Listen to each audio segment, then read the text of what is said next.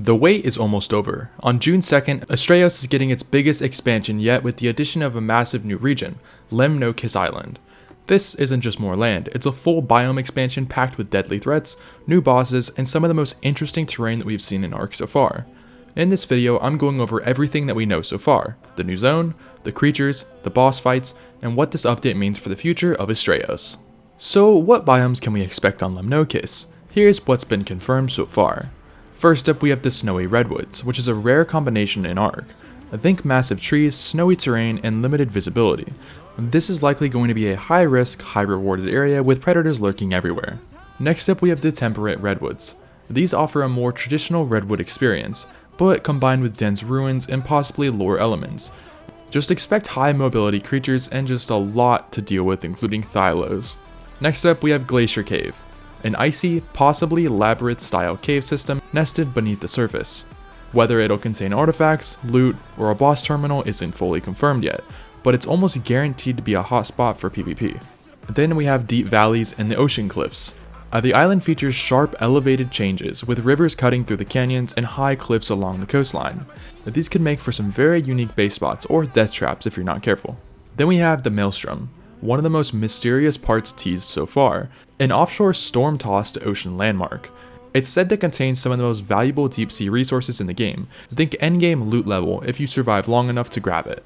The highlight of this expansion might just be the new mini-boss encounter, and it's unlike anything we've seen before. This time it's not just one boss, it's two. Kalidonis and Ermathanian? I believe I said that right, I honestly not sure. Anyways, this is a pair of monstrous, boar-like creatures with completely different attack styles. Kali specializes in a fire-based charge attack, while Ermathanian releases toxic gas clouds that distort your screen and slow your movement. They fight together as a duo, meaning players will need to balance a DPS and crowd control between two very different threats. We don't know yet if they'll be tied to a dungeon entrance or just free roaming, but in my honest opinion, I feel like it's going to be in some kind of cave. But based on their size and power level, this looks to a mid to late game challenge, so if you're up for it, definitely be prepared. This video is sponsored by Mitra 9. Mitra 9 is a kava and kratom seltzer company which provides an alternative to alcohol. These drinks give you a high, but without the impairment. They have a ton of great flavors, my favorite being tropical. If you're looking for a new drink to replace your coffee in the morning, Mitra is the way to go. Simply go to mitra9.com and use my code Outcasts and you will get 25% off your entire order. Now, back to the video. Lemnokis isn't just bringing a new zone, it's bringing new life to ASTRAEOS. For the first time on this map, snow owls will naturally spawn, and they're being added directly into the Snowy Redwoods. Whether they're standard or ASTRAEOS exclusive variants isn't confirmed, but their inclusion already opens up new healing and scouting opportunities. Next up, we have Calidonius and Erytharium. I probably butchered it again. Anyways, they're mini bosses for now, but don't be surprised if variants of these beasts show up later, potentially as tameable endgame creatures with fire and gas attacks.